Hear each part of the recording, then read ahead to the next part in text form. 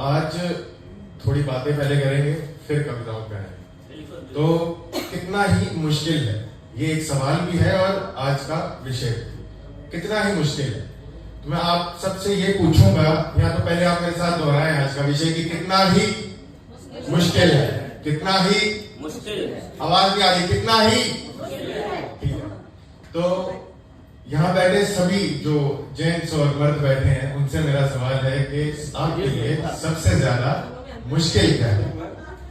ये लखनऊ वालों का ऐसे ही रहता कंफ्यूजन। आपके लिए सर, कोई भी आप में से बताए कि सर आपके लिए सबसे ज्यादा मुश्किल क्या है? बताइए। इतना जीवन आपने स्पेंड कर दिया कि सर आपके लिए सबसे ज्यादा मुश्किल काम क्या रहा है अब तक का? ये कभी लोग आईएएस टाइप क्वेश्चन काम बता पाए। ये आदमी हमेशा शांति रहा है, ये नहीं बोलता। हाँ जी ठीक है। और ये तो अपने सबके निजी विचार है, सबसे मुश्किल काम क्या रहा है? मेरे लिए हमेशा एक धरती के ऊपर में प्रेम सबसे मुश्किल काम रहा है, और प्रेम ही सबसे आसान काम रहा है। क्या बात कह दी भैया, क्या बात कह दी। एक बार तालियां हो जाए, समझ आता है। इससे आसान भी कुछ नहीं है और इससे मुश्किल भी कुछ नहीं है। हमें लगता है सबसे मुश्किल काम है शादी होना, अभी तक हमारी नहीं हुई। ये तो मुझे लगता है आपका सौभाग्य है। महिलाएं बैठी हैं। नहीं, देखो मुझे तो अपनी उम्र तो नहीं बतानी चाहिए थी, मुझे चाहिए भी नहीं। औरतें छुपाती नहीं, मैं भी छुपा। तो सर आप चाहते हैं आपकी शादी हो, अगर मैं चाहता नहीं, बस फर्क इतना ही है। तो दुनिया के आधे मर्दों के लिए सबसे मुश्किल ये कहना है कि सुनो ना, आज तुम बहुत खूबसूरत हो। ये कहते नहीं है, इनकी आंखों में दिख जाएगा लेकिन ये बोलेंगे नहीं। तो दुनिया के आधे मर्दों के लिए ये कहना मुश्किल है कि सुनो ना, आज तुम बहुत खूबसूरत लग रही हो। इनके लिए ये कहना मुश्किल है कि आज खाना बहुत अच्छा बनाया है। अरे आप लोग बताइए किधर हैं? इनके लिए ये कहना मुश्किल है कि आज तुम बैठो और घर के सारे काम मैं करता हूँ। इनके लिए ये कहना मुश्किल है कि तुम इस चार दीवारी में बहुत समय से रह रही हो, जाओ अपनी सहेलियों के साथ बाहर घूम के आओ। इनके लिए ये कहना मुश्किल है कि तुमने अपने मनपसंद का सूट बहुत टाइम से नहीं लिया, जाइए और करिए अपने मन। बहुत समय हो गया आपको हमारे लिए जीते हो। ये कहना आज के मर्दों के लिए बहुत मुश्किल। हम ना समाज में लड़कियों को या स्त्रियों को वो इज्जत दे ही नहीं पा रहे जो सतयुग के जमाने में दी जाती है। तो इसीलिए कहते हैं कि कह देने से कोई यहाँ हम सफर नहीं बनता। बस कह देने से कोई यहाँ हम सफर नहीं बनता, जैसे चार दीवारी होने से कभी कोई घर नहीं बनता। कह देने से कोई यहाँ हम सफर नहीं बनता, बस चार दीवारी होने से जैसे कोई घर नहीं बनता। मैं और तुम जब मिलते तो बनता है आशियाना। यहाँ कलयुग है, यहाँ इश्क में कोई भी अमर नहीं। क्या इतना हिम्मत दिखाने के लिए सर आपका बहुत बहुत स्वागत। शुक्रिया, बहुत एक बार सर के लिए जोरदार ताली बजाई। अच्छा, अभी कुछ समय पहले पीछे विमेंस डे निकला है, कितने मर्दों को ये चीज याद रही है? बताइए। याद रहा है, लेकिन बोला किसने? सभी ने बोला। ये तो सबके चेहरे बता रहे हैं। तो कितने भाइयों ने अपनी बहनों को, कितने बेटों ने अपनी माओं को, या कितने पतियों ने अपनी बीवियों को जाकर ये चीज बोली? मुझे नहीं लगता है यहाँ पे कोई बोला है तो वो वही 100 में 1-2 वाले हैं। तो हाँ, बहुत बहुत स्वागत है आपका।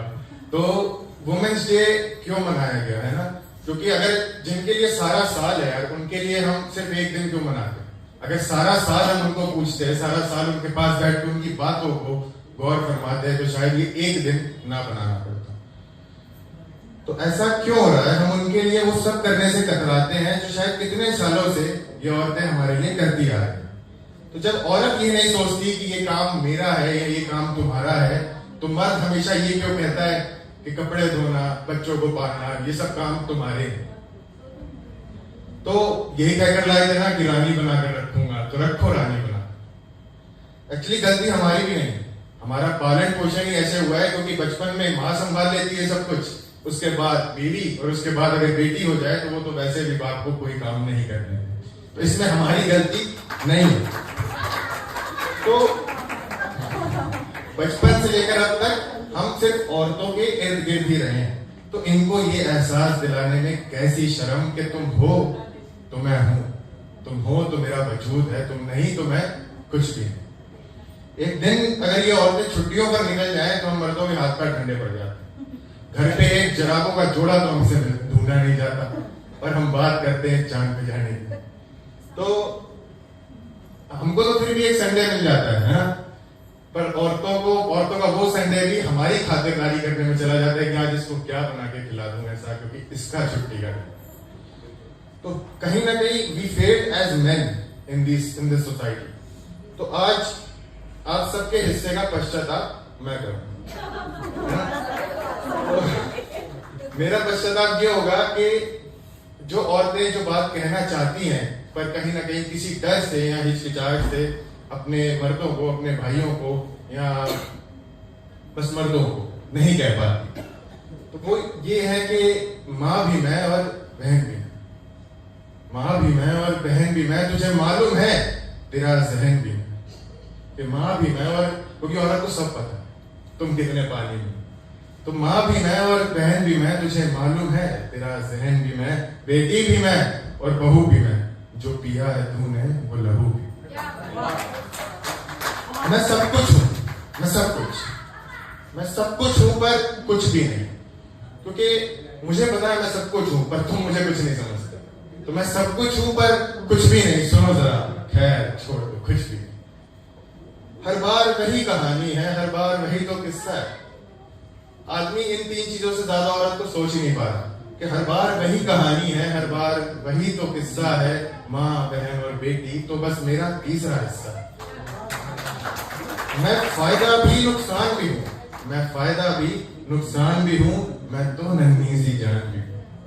मैं फायदा भी नुकसान भी हूँ, मैं तो नन्ही सी जान भी हूँ, मैं मखमल भी चट्टान भी हूँ, मुझे शक है क्या मैं इंसान भी हूँ। अब जो भी हूँ मैं जैसी हूँ, अब जो भी हूँ मैं जैसी हूँ, तुम जो सोचते हो हाँ ठीक वैसी, क्योंकि बहस करके कोई फायदा नहीं है।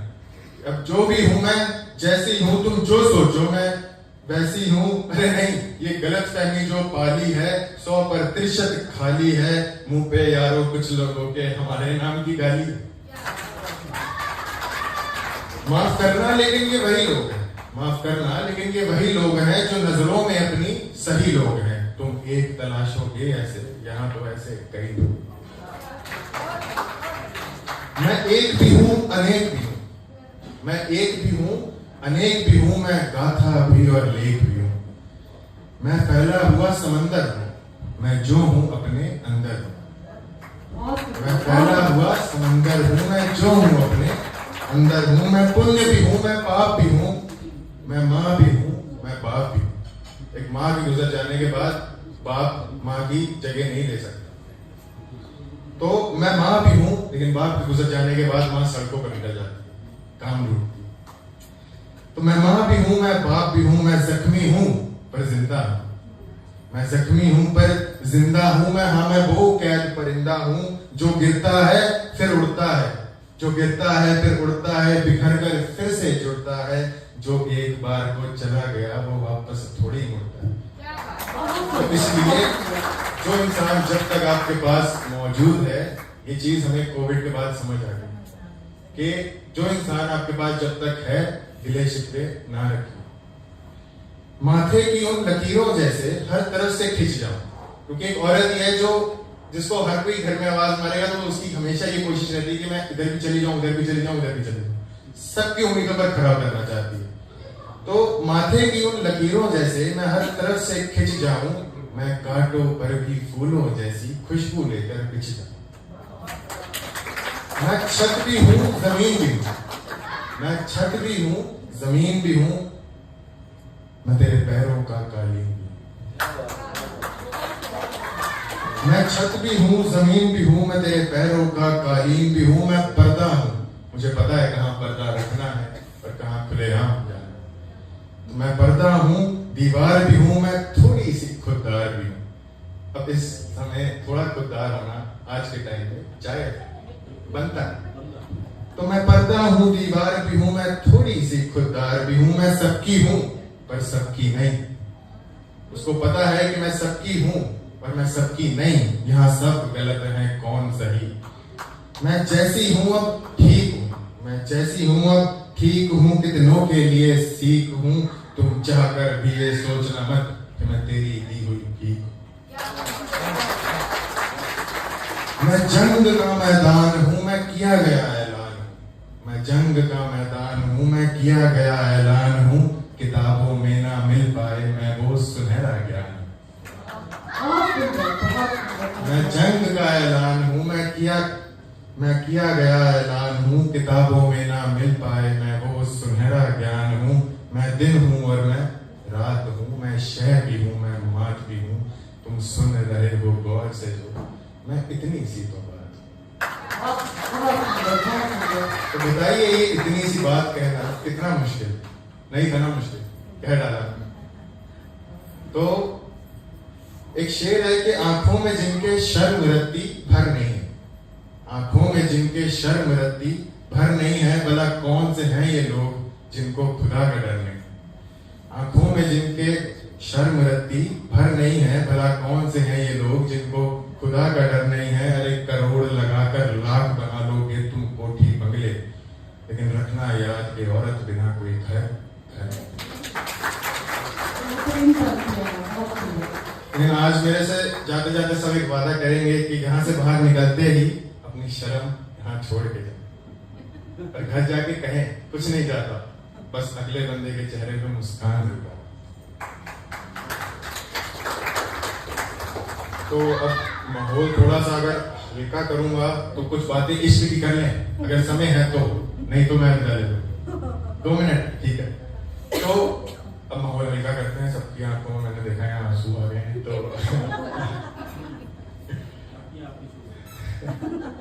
शुक्रिया।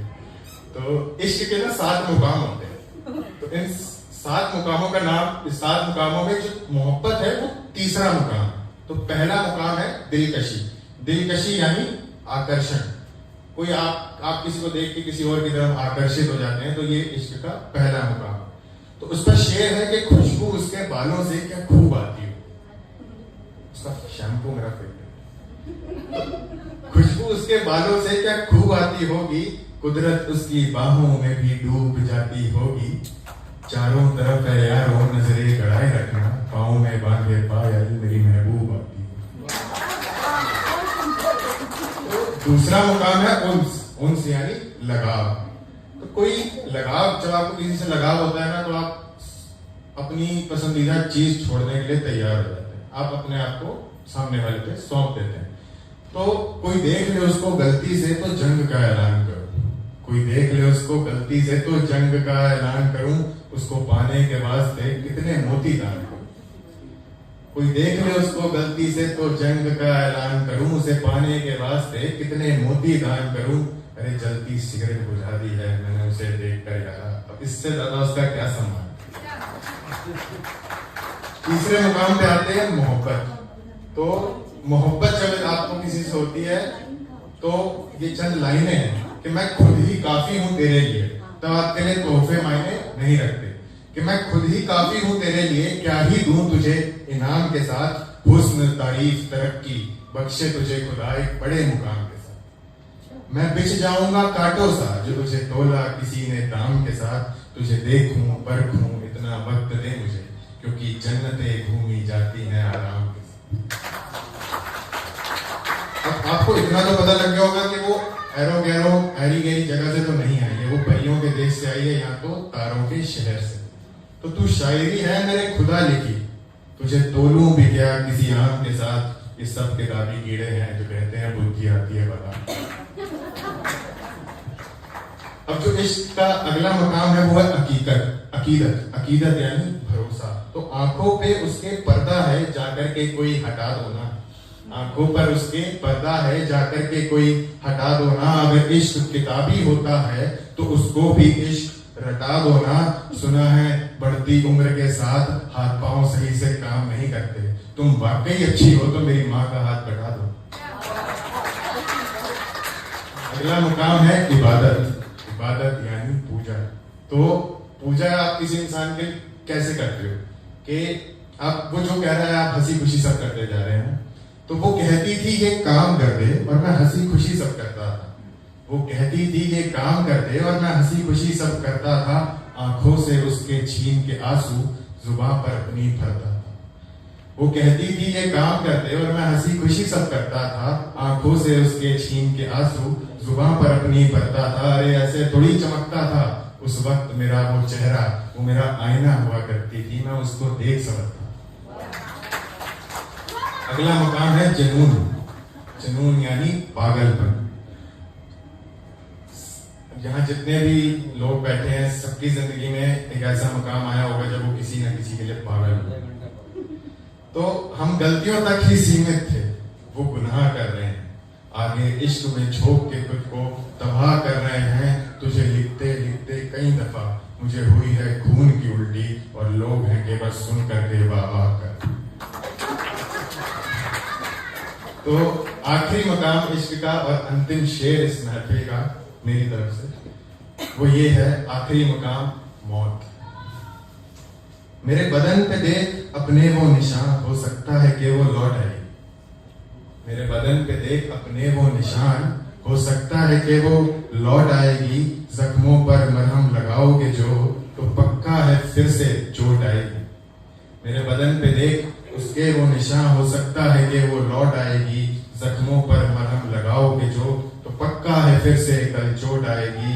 समझते नहीं या फिर समझना नहीं चाहते, मैं अपने ही घर अगर रहूं मेहमान बन के तो यकीनन मुझे भी मौत आएगी। शुक्रिया, बहुत बहुत शुक्रिया। बहुत सुंदर प्रस्तुति आपकी।